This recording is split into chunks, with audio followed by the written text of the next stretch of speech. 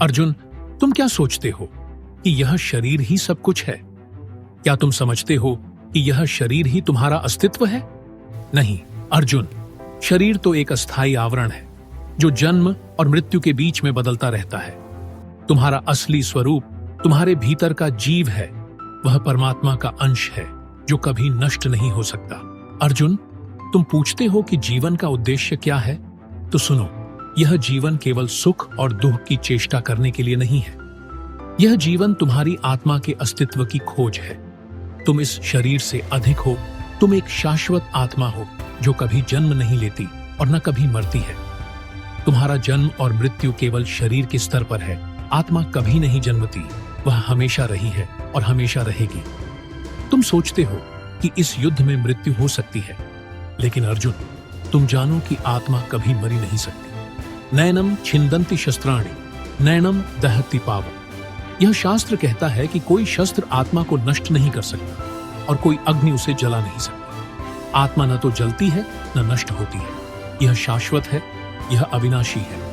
अर्जुन, तुम्हारी यह चिंता केवल इस शरीर के प्रति है, परंतु तुम यह नहीं जानते कि तुम आत्मा हो।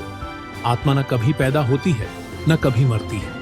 आत्मा का कभी अंत नहीं होता। जब तुम आत्मा को समझ लोगे, तब तुम्हारी सारी चिंता, डर और भ्रम समाप्त हो जाएगा। यह युद्ध तुम्हारे कर्मों का परिणाम है और तुम्हारा धर्म तुम्हें इसे लड़ने के लिए प्रेरित कर रहा है। जब तक तुम इस शरीर से जुड़े रहोगे, तुम्हारे मन में विखंडन होगा, परंतु जब तुम आत्मा का अनुभव करोगे, तुम देखोगे कि सब कुछ एक है। तुम्हारे भीतर की दिव्यता ही तुम्हारी असली शक्ति है। अर्जुन, उस दिव्यता को पहचानो। हर जीव में वही आत्मा निवास करती है जो परमात्मा में है। अर्जुन, तुम्हारे भीतर जो जीव है वह कभी नष्ट नहीं हो सकता। वह अमर है और उसका असली रूप शांति, प्रेम और ज्ञान से भरपूर है। यह शरीर तो एक नश्वर वस्तु है, लेकिन तुम्हारा असली अस्तित्व अमर है। जब तुम अपनी आत्मा को जान लोगे, तब तुम्हारे भीतर से कोई भी भय, चिंता या दुख नहीं रहेगा।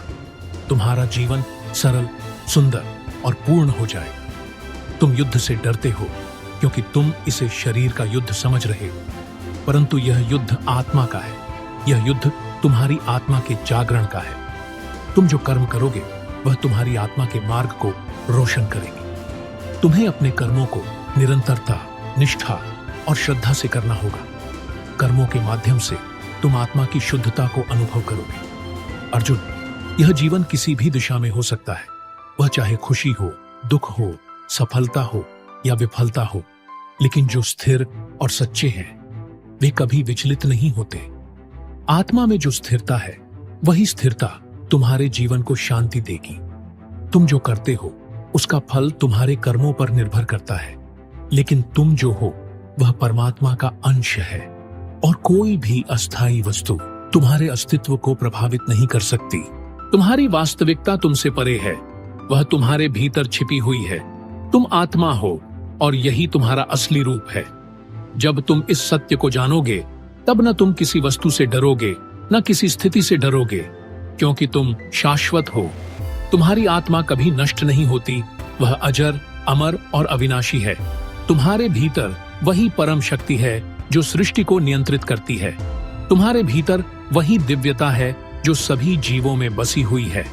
जब तुम इस सत्य को समझोगे, तब तुम्हारा जीवन बदल जाएगा, तुम्हारी दृष्टि बदल जाएगी।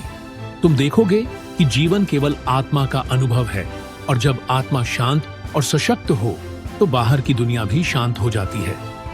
अर्जुन, तुम अगर आत्मा के इस स्वरूप को जानोगे, तो तुम्हारे सारे भ्रम दूर हो जाएंगे और तुम्हारे जीवन में सच्ची शक्ति का आविर्भाव होगा।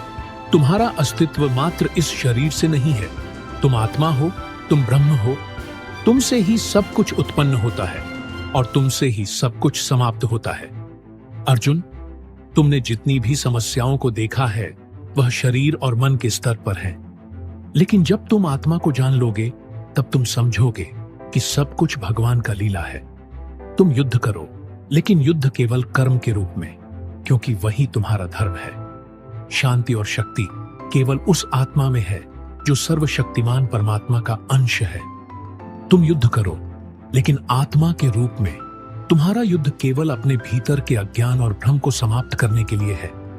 जब तुम यह जान लोगे कि तुम आत्मा हो, तब तुम्हारा हर कदम सिद्धि की ओर बढ़ेगा।